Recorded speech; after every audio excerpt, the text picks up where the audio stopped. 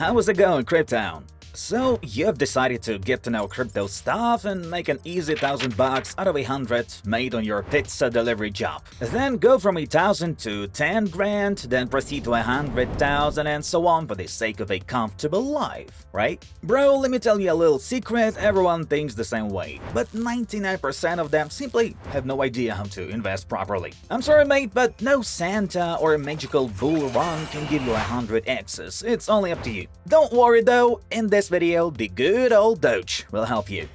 Yeah, boy. Your path to real income starts right now. Take a deep breath and let's get going. Let's go.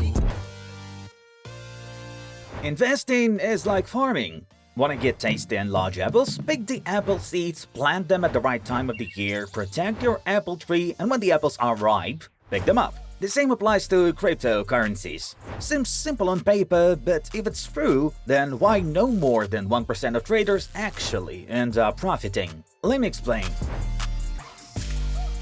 There are two main market phases: accumulation and distribution. The distribution phase occurs when the market is at its peak. The cryptos on the hype, even taxi drivers and grannies you meet at public parks talk about it. Think of this phase as fall time or time to harvest. Simply put, it's mostly about big players selling their coins that have risen in price to those inexperienced taxi drivers who have just entered the market. Then there is an accumulation phase when the market falls to the bottom of the Mariana Trench to meet Aquaman, deflating by 70-80% with way fewer activities and projects, lots of FUD and negative news. Your neighbor screams like sucks, crypto's a scam or something like that. Meanwhile, smart guys are gradually taking away promising coins from panicked taxi drivers cheaply. It's springtime, time to plant your seeds. And you know why you are lucky? The accumulation phase is in full swing at this very moment. But how do you choose the right assets to grow big apple trees rather than thorny bushes? Grab a notebook and write down the main coin selection criteria you need to know. Criterion number 1. Promising categories. What will be in demand in the coming years? Blockchains? Yep. After all, everything is built on them. So, for instance, consider choosing Atom, Polkadot, Aptos of course, Ethereum and others. Exchange tokens? Well, doubtful option. Sam Curley managed to scam FTX and undermine the reputation of CEXs. So you better stick to coins of popular DEXs. For example, DYDX, 1 inch. NFTs and GameFi. With drawdowns in portfolios by 90%, there is not much sense in games and images. These are not as hyped as they once were. But each such project needs platforms on which they will be built. For example, Flow or IMX. Hopefully you got the point. Look for categories that will be the most relevant in the coming years. Then, look for your golden seeds in categories you selected. The second criterion is regulation and SEC. Let's face it, the crypto market is teeming with lawlessness. No wonder we more and more often see the sinister smile of Gary Gensler on the screens. Crypto regulation is around the corner and it is a must to pick projects for which the SEC will have no questions. Most recently, Coinbase CEO Brian Armstrong clearly outlined which coins might face questions from Uncle Gary. Use the keywords "the 4 criteria of the Howey test" by Coinbase CEO in Google search to successfully indulge into the topic. Criterion number 3. New or old coins. In most cases, it is much easier to moon new coins which haven't yet been pumped. We doubt Solana, on which the funds have already made 1,000x's, to be shamelessly inflated again. Therefore, don't try to tear off a leaf from someone else's already grown tree. You better plant promising seeds and grow your own garden. Fourth criterion is, what about funds? Why are we looking for impressive funds like Andreessen Horowitz or Sequoia Capital to make the list of project investors? Cause these guys have the highest quality audits and you can be sure of them protecting their investments. Projects they choose tend to be more reliable than others. However, one should buy coins at prices not far from the purchase prices of funds and keep track of unlocks. Thus, you won't end up in a situation when the funds already have 1,000x's and haven't received their unlocked coins, they decide to unload them at your expense. Criterion number 5. Technology or trash. The time of useless flops designed with no technology and practical usage has passed. Always ask yourself, is the chosen project up to date? Will other people want to come running in a year or two and say, can I have a piece too? The last 6 criterion is marketing. When the market is near the bottom line, be suspicious of high-profile projects. The task of big players during the accumulation phase is to quietly pick promising coins from newcomers who got deceived by the market. And if everyone just chills the coin, then it's certainly not for every taxi driver to invest in it and make a fortune. Successful investments love silence. In case you came to the market for your golden apples and not as a fertilizer for other traders' trees, learn the following rules by heart. And not this. Got him!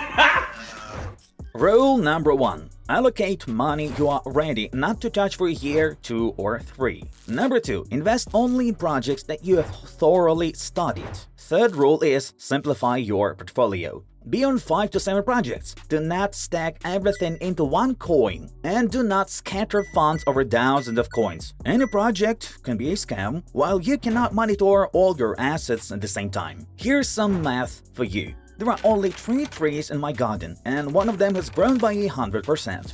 By how much has the whole garden grown? That's right, by 33% or 1/3. A noticeable increase, to say at least. But what if there are 10 trees in the garden of some random Johnny, and one of them grew with the same principle? His entire garden will grow by only 10%. Well, you got it. Rule number 4. Stick to a strictly developed investment plan. How much and when do you buy? When do you sell, and so on. This may serve you as a protection against so-called panic buys and panic sells. Make small adjustments along the way if needed. When all seeds are planted, it only remains to look after them and protect them. Firstly, keep your finger on the pulse of your project's events. Track the news, the schedule of unlocks, whether the roadmap is accomplished. Check whether there is no decrease in the number of developers. Whether the social media platform's community is still growing. Whether the project is finished and updates still appear. Whether the number of new addresses and internet transactions grows, and etc. For instance, have a look at Atom. Constant updates. Developers are working day and night. Lots of apps are moving to this blockchain, providing a truly cosmic activity. My paw is just reaching out to buy these coins. And I would highly recommend your hand to reach for like and subscribe buttons. It's very important for me. Thank you, my friend. Secondly, have a reserve of bucks. No one knows for sure, maybe tomorrow Bitcoin will fall by 10k and many projects will follow the harsh trend. Will you have the means to level your positions? Proper crop harvesting is just as important as proper planting. First tip is learn to wait. It's like being pregnant. Well, it's impossible to bear a baby in 2 months. The same goes for investments. The patient ones will take the money from the impatient ones. Tip number 2. Work with an average price. Don't play the lottery. Trying to buy at the very bottom and sell at highs? Forget about Lambo. Look at Bitcoin volumes selling at highs worth around 69 grand. Many believed in the continuation of the to-the-moon period and kept their assets. The smart folks, in their turn, unloaded them at an average price of about 48k.